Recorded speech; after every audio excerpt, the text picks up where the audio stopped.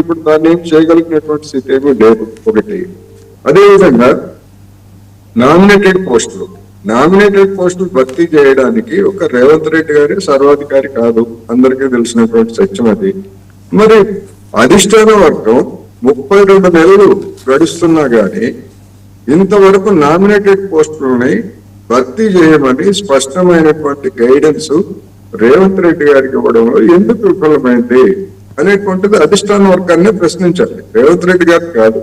అదేవిధంగా మిగిలి ఉన్నటువంటి మంత్రుల పోస్టుల్ని ఇవ్వడానికి కూడా మరి ఎందుకు తాత్సారం జరుగుతూ ఉంది అనేటువంటిది ఒకటి. ఎందుకు తాత్సారం జరుగుతున్నదంటే నామినేటెడ్ పోస్టులు అనేవి కనుక ఇప్పుడు ఇస్తే, ఇంత ఆలస్యంగా ఇస్తే ఎన్నికలు ఇంకొక ఏడాదిలో ఎన్నికల వాతావరణం వస్తుంది కనుక వచ్చినటువంటి వాళ్ళు సంతోషంగా ఉంటారు, రానటువంటి వాళ్ళు అసంతృప్తితోటి పార్టీకి వ్యతిరేకంగా మారేటువంటి అవకాశాలు ఉంటాయి. అందుకని ఇప్పుడు ఒక విధంగా చెప్పాలంటే కాంగ్రెస్ పార్టీ నామినేటెడ్ పోస్టులను ఇవ్వడంలో ఒక ఇరకాటంలో పడింది అనేది నా అభిప్రాయం.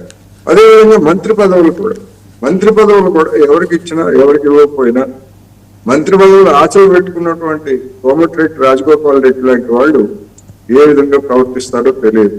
ఒకవేళ ఆయనకి ఇస్తే మిగిలినటువంటి వాళ్ళు ఏ విధంగా రియాక్ట్ అవుతారో కూడా తెలియదు.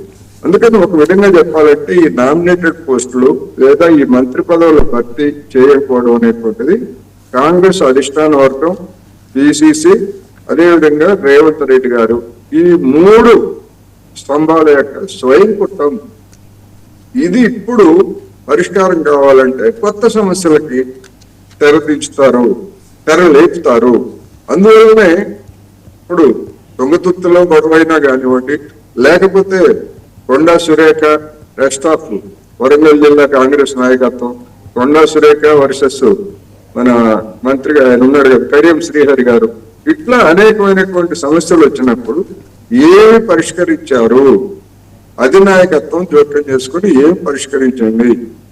ఏమీ పరిష్కరించలేదు. తాత్కాలికంగా సర్దుబాటు చేసి ఎవరి రాజ్యంలో వాళ్లే దండుకోండి అని చెప్పింది తప్ప ఏమీ చేయలేదు. అందుకని ఒక విధంగా చెప్పాలంటే ఇప్పుడు ఈ నామినేటెడ్ పోస్టులు నేను చెప్పినట్టుగా మంత్రి పదవులు ఇతర విషయాల్లో కాంగ్రెస్ ఏ నిర్ణయం తీసుకున్నా గానీ దానికి ప్రతికూల ఫలితాలు వచ్చేటువంటి అవకాశం కూడా ఉన్నది. రెండవది, దీనికి తోడు వాగ్దానాల అమలు విషయంలో అటు ఉద్యోగుల సమస్యలు కావచ్చు లేదా ఇతర సమస్యలు కావచ్చు, వాగ్దానాల అమలులో ఎదురవుతున్నటువంటి ప్రతికూలత కూడా రేవంత్ రెడ్డి సర్కార్కి రాబోయే రోజుల్లో ఒక గడ్డు పరిస్థితిని సృష్టించేటువంటి అవకాశం ఉంది. అందుకని ఇప్పుడు కాంగ్రెస్ ఏం చేస్తుంది ఏమిటి అనేటువంటిది ఒక ప్రశ్న.